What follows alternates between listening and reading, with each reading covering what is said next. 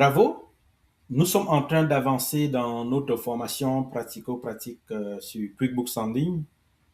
L'objectif étant de vous rendre autonome si vous êtes entrepreneur et surtout pour ceux qui veulent développer une compétence sur le logiciel afin de chercher un emploi au Canada ou ailleurs, que ce soit possible. Donc maintenant, nous allons voir comment traiter les opérations bancaires. Il faut comprendre qu'avec QuickBooks en ligne, au lieu d'aller télécharger les relevés PDF sur le compte bancaire, vous pouvez uniquement connecter votre compte bancaire. Donc ici, vous allez cliquer là, vous allez monter sur comptabilité et par la suite, vous voyez transactions bancaires. Donc vous allez cliquer sur transactions bancaires.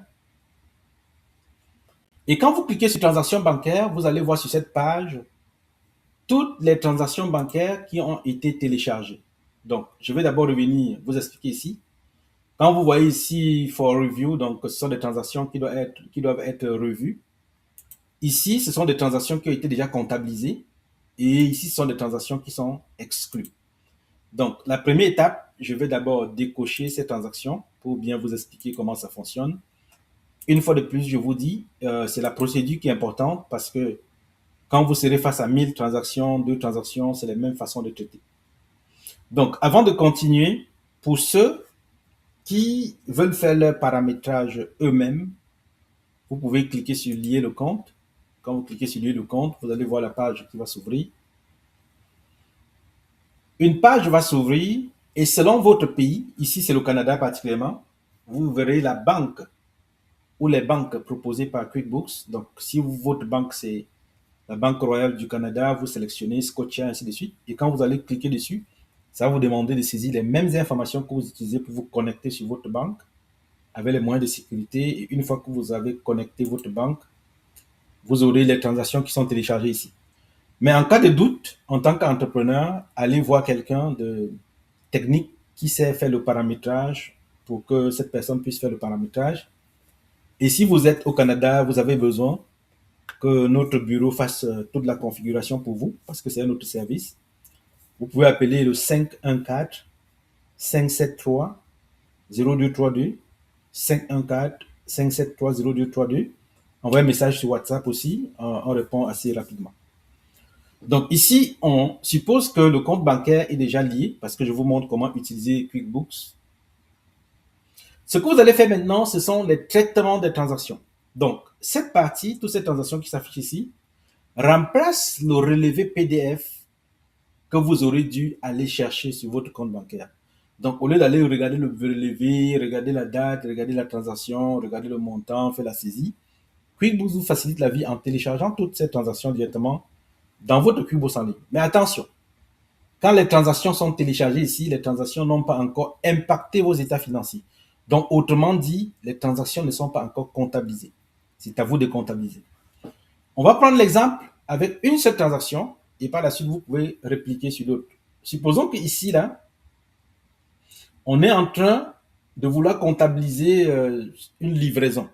Je vais prendre l'exemple pour qu'on reste cohérent. Ici, je vous recommande de choisir le fournisseur parce qu'en choisissant le fournisseur, vous êtes en mesure de générer les rapports par fournisseur, dépenses par fournisseur. Et si vous êtes en train de vous former, c'est la bonne pratique parce que votre patron peut vous demander les dépenses par fournisseur. Et si vous n'avez pas affecté les fournisseurs, au moment de vos saisies, il sera difficile pour vous justement d'aller générer ce rapport. Donc ici, dans mon cas, je ne dois pas l'utiliser, mais je vous recommande vivement.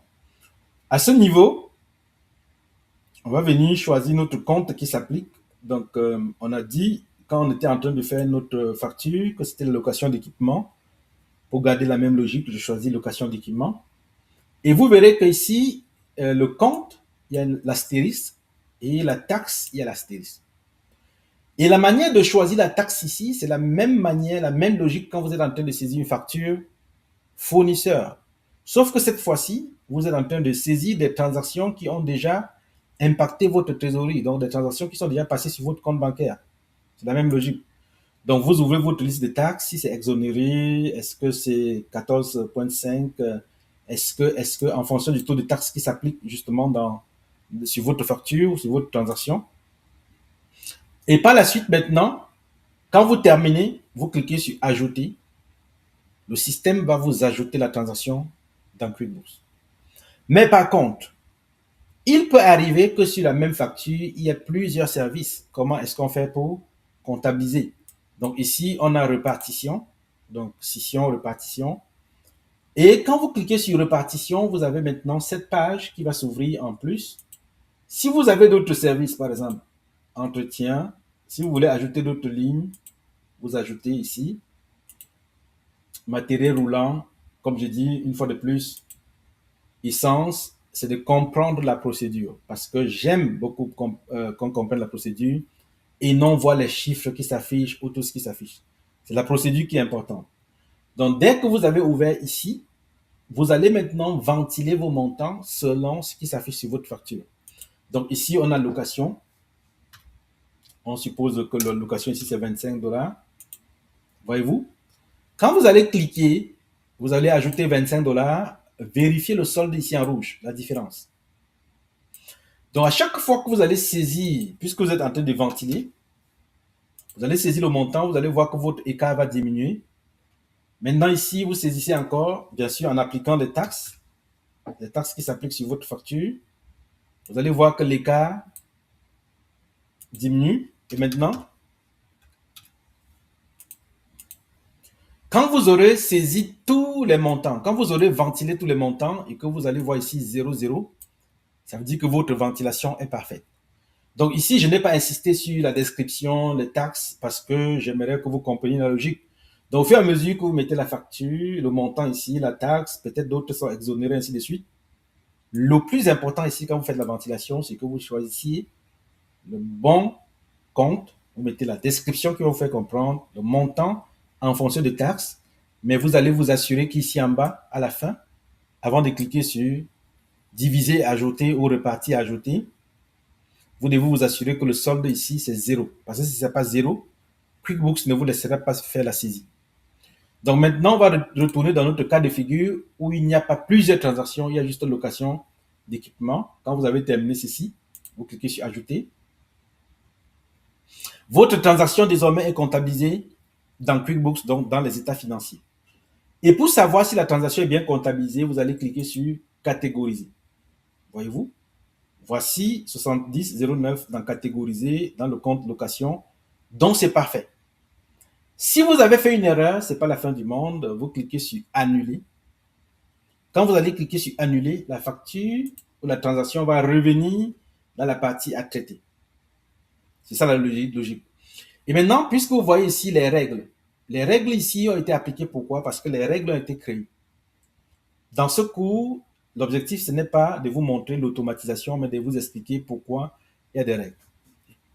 Vous pouvez peut-être être en train de gérer une épicerie ou sur le compte bancaire, il y a des petites dépenses ou des encaissements de 2 $, 1 $, 50 cents, ainsi de suite. Et quand vous ouvrez vos transactions ici, vous téléchargez, vous vous rendez compte que vous avez peut-être 10 000 transactions à saisir.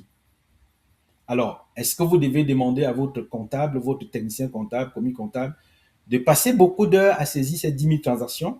C'est la raison pour laquelle on va mettre les règles. On dit, OK, QuickBooks, si tu vois une transaction avec le nom, par exemple, de Super C Sainte-Thérèse, mets ça dans épicerie, applique-moi le taux exonéré et QuickBooks va exécuter.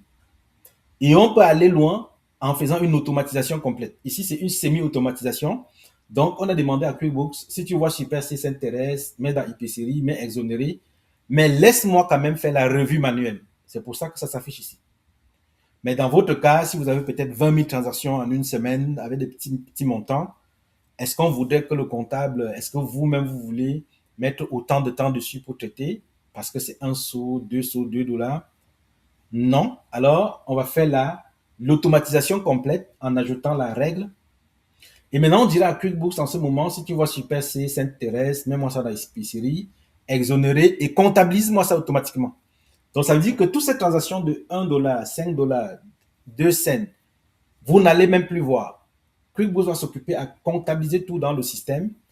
Et ce que je fais souvent en tant que comptable professionnel agréé, en tant qu'expert comptable, c'est que nous, on identifie les différents postes et on peut valider s'il y a des erreurs, par exemple, dans le post. On fait quelques tests là-dessus. Donc, vous pouvez aussi procéder comme cela.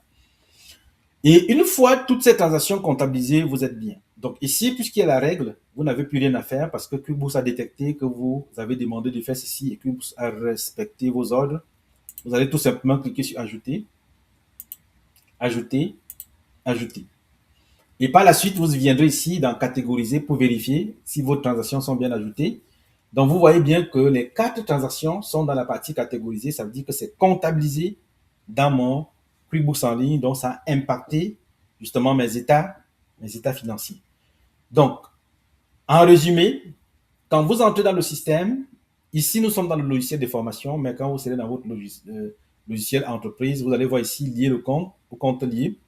Vous allez voir à côté ici mettre à jour les transactions. Donc, le réflexe serait toujours de cliquer sur mettre à jour des transactions.